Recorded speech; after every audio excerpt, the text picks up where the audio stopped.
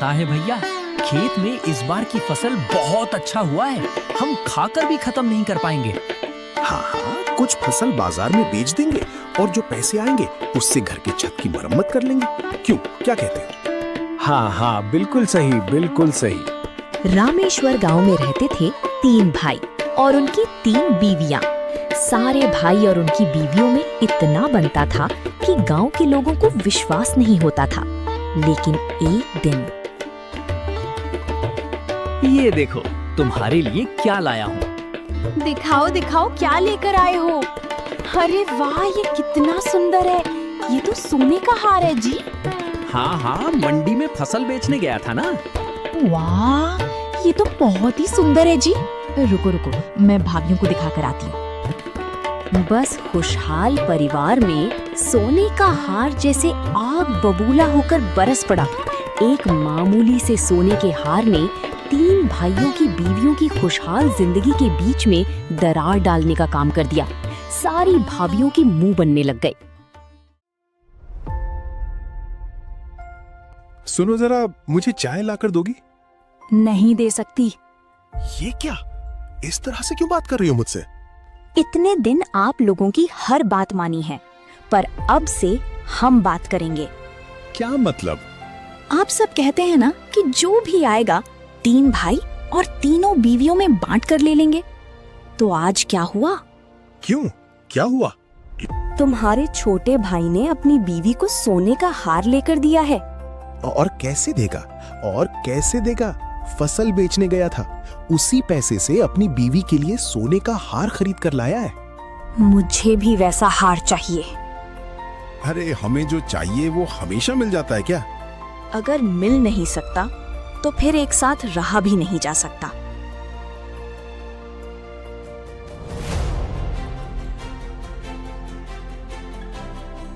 हाँ, अलग अलग कर दो सबको, सब अपने अपने हिसाब से रहेंगे। हाय रे छोटे, माँ बाप का बनाया सुखी परिवार सिर्फ तेरी वजह से टूटने की कगार पर है। बस बीवियों के दबाव से और छोटी बहू की बचकानी हरकत की वजह से ये परिवार टूटकर बिल्कुल टुकड़ों में बिखर कर रह गया। तो फिर आज से हमारा खाना अलग अलग बनेगा।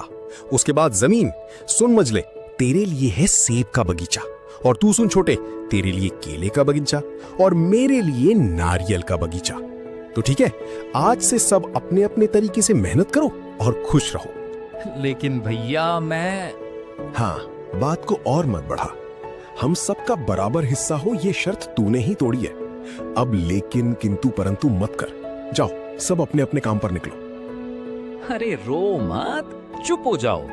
आपने ऐसा क्यों किया? आपने कुछ बोला क्यों नहीं? तुम्हें सबको दिखाने की क्या जरूरत थी? क्या कह रहे हैं आप? नया गहना था, भाभीयों को नहीं दिखाती क्या? मैंने तो खुशी से दिखाया है। अब खुशी से नाचते हुए उस केले बगीचे से कैसे अपना घर चलाऊंगा, ये सोचो तुम। हम कैसे भी करके अपना घर चला लेंगे, पर हमारे बीच कितना प्यार था, अब उसका क्या होगा जी? बताइए आप। नहीं नहीं, ये सही नहीं है, ये सही नहीं है। कुछ ना कुछ करना ही होगा, कुछ तो करना ही होगा। क्या करोगी? कुछ ऐसा कीजिए ताकि हम सब फिर से एक साथ रह पाएं।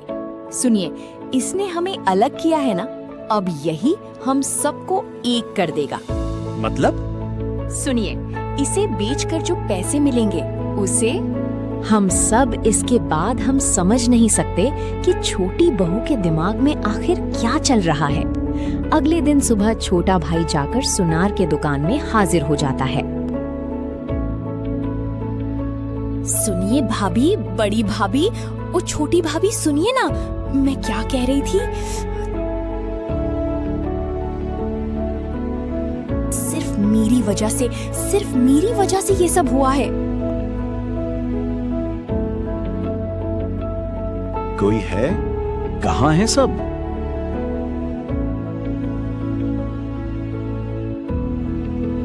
आप कौन? मैं बिजनेसमैन हूँ श्यामलाल। पर आपको तो पहले कभी नहीं देखा।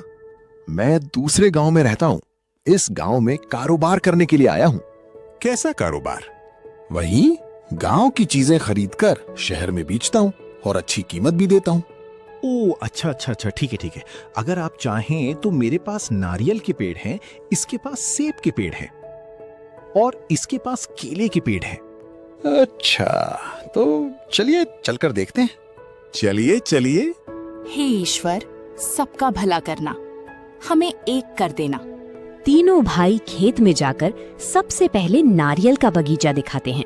श्यामलाल को पसंद नहीं आता और वो कहता है, नहीं नहीं, ये नारियल कुछ अच्छे नहीं लग रहे हैं। और फिर उसे सेब का बगीचा दिखाते हैं। पर श्यामलाल को सेब भी पसंद नहीं आता। तभी अचानक श्यामलाल की नजर केले की तरफ पड़ती है। ये क्या? वो केले का बगीचा किसका है? वो तो हमारा था, पर अब वो छोटे भाई का है। अरे वाह, देखो देखो, तुम्हारे केले तो कितने अच्छे और बड़े बड़े हैं।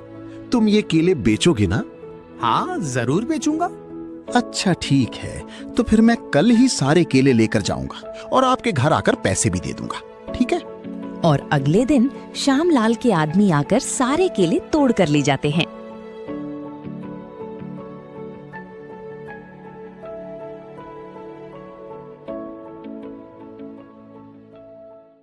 देखो देखो, किस्मत देखो छोटे की।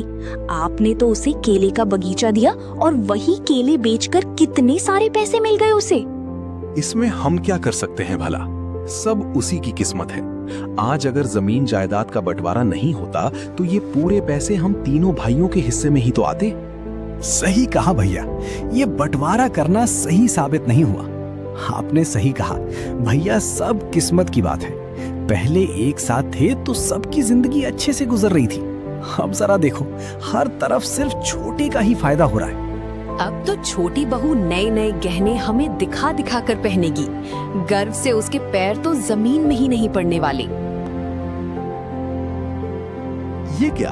तू ये पैसे मुझे क्यों दे रहा है? ये तो हम सब के पैसे हैं भैया, सिर्फ मेरे नहीं है। मतलब तू हम पर दया कर रहा है क्या?